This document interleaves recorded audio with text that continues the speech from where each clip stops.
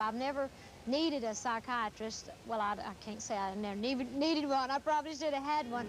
I'm begging of you, please don't take my man.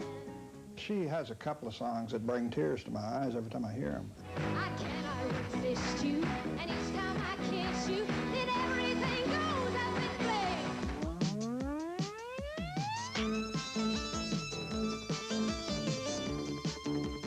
As long as anybody remembers, especially my mother's people are very musical, and they all play some sort of musical instrument and sing and write, and many of my dad's people as well.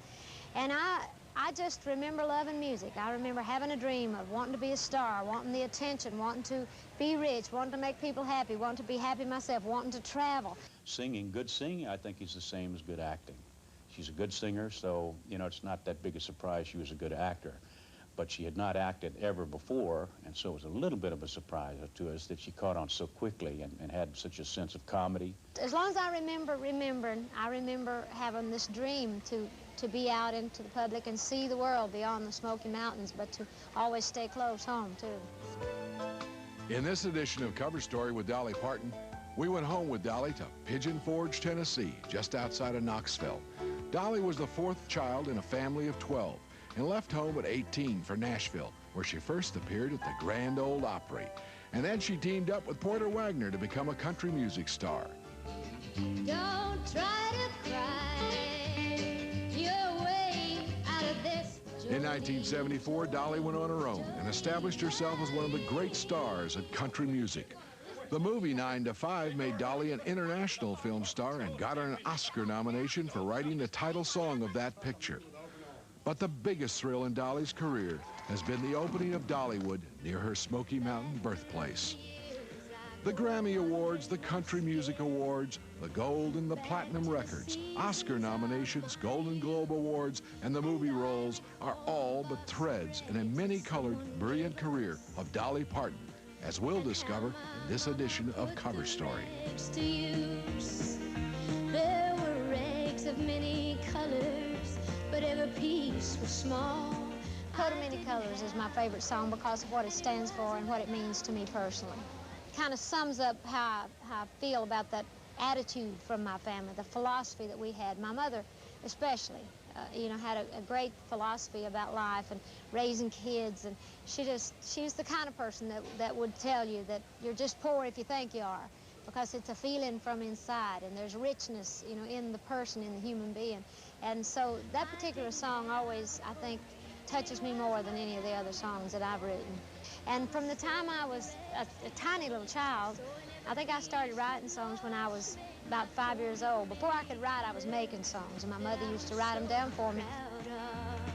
While Mama sewed, she told a story from the Bible she had read about a coat of many colors Joseph wore, and then she said, I hope this coat will bring you good luck and happiness.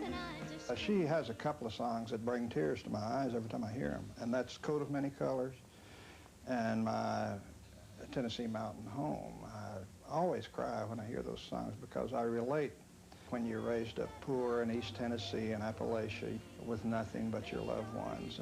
Maybe you'll find a penny or a dime somewhere, and it's like you found a gold mine. Although we had no money, I was rich as I could be in my coat of many colors Mama made for me. Dr. Robert F. Thomas is the doctor that lived in these mountains for many years. He was a Methodist minister. For years he used to ride on horseback going back and forth to the people's homes when the roads were too bad to even get there. And he rode his horse up to our little old place in 1946 and delivered me. And my daddy didn't have any money to pay him, so he gave him a bag of cornmeal, because we always grew our own corn, and Daddy would take the corn to the mill and have it ground. So I've often kidded that I've been raking in the dough ever since. I was talking to the kids this morning about being responsible for yourself and being responsible for your dream. Because I started school, like I started to say before, when I was 5 years old, up on Locust Ridge in a little one-room school. And I stole a box of crayons my first day in school, and I got in a lot of trouble. So I learned not to steal, and I also learned that it's good if grown-ups treat little children special. It's good that little children treat grown-ups special, because I think it's very important for you kids out there to know that you have to respect your teachers and your parents, and you have to respect yourself. And if you have a big dream, I think it's important that you not let anybody ever tell you that you can't do it, because I believe that you can do it. Anybody out there get embarrassed with your friends or with your family? You should never be embarrassed in front of people. You really shouldn't. You should just always be yourself and just be who and what you are. Oh yeah, it's true, we had no money, but I was rich as I could be in my coat of many colors. Mama made for me, made to school. I was 18 years old when I left home, although I had been different places to sing. Since I was a young child, I started on radio and television when I was 10, and I'd make numerous trips back and forth to Nashville when I could muster up enough money. And I graduated on a Friday night. I left for Nashville on a Saturday morning. I had been ready to go for years, so I headed out, and I was scared, but my desire and my need to do it was greater than my fear. I got homesick. I had a lot of problems. I almost starved to death the first year because I was totally broke, and I was too proud to ask anybody for money. And I think when I left home, I weighed about 118 pounds, and about 8 months later, I weighed about 97 pounds. And I tell everybody I was just on a diet. I was trying to get skinny, and I was literally starving to death. I had a jar of mustard and a jar of ketchup, and I would take hot water, and I'd make ketchup soup and mustard soup. So there were some lonely times, some hard times, but I wouldn't take nothing for it. Let's give her a great big welcome as she sings a song that she had a big hit on called Dumb Blonde. She ain't no dumb blonde, though. Pretty Miss Dolly Parton. How about it?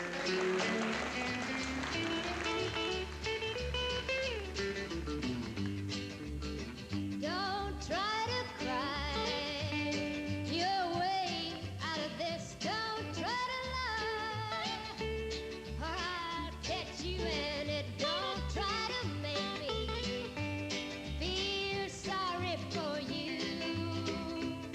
Just because I'm blonde, don't think I'm dumb, 'cause this dumb blonde ain't nobody's fool. I seem to like the business a lot, and I don't see no reason why I shouldn't be involved in every bit of it that I want to and can. I don't know how smart of a businesswoman I am. I guess time will tell. Time will prove it, but I do enjoy working with the big boys. On her own as a solo artist, Dolly starred in her own TV show, and Jolene became her first #1 song on the charts. Since then, Dolly's had 12 more #1 hit songs. Please don't take my man. Jolene, Jolene, Jolene, Jolene. Please don't take him just because you can. Your beauty is beyond compare, with flaming locks of auburn hair, with ivory skin and eyes of emerald green. Oh, he talks about you in his sleep, and there's nothing I can do to keep from crying when he calls your name, Jolene. It's been the funniest sensation when Dolly would open. Honestly, it's like a dream come true. It's like being in a fantasy world. I felt like Alice in Wonderland, and it's just a great feeling. It's such a feeling of pride. And what's really as exciting as anything is the fact that all the local people seem to share that. They feel like it's their park too, and it is. And it's like we were all just so excited. There was such a joy and such a thrill, such an energy that was so alive on that day. And it was like all I could do was just say, well, praise the Lord. You know, just thank God that all this is possible in my lifetime, where I'm young enough to see this kind of thing happen, and to, you know, bring such a good thing back to the community and the area that I love so much. Well, the movie 9 to 5 was very special to me from many places, because first of all, it was my first movie, and it was about women, working women, trying to get ahead in the world. And I had the great opportunity to work with Jane Fonda and Lily Tomlin, who I love dearly. And it also gave me the opportunity to write the song. So I think I did such a good job on the song as far as the lyrics, because I did feel what the story was about. I did relate to what I was doing. Working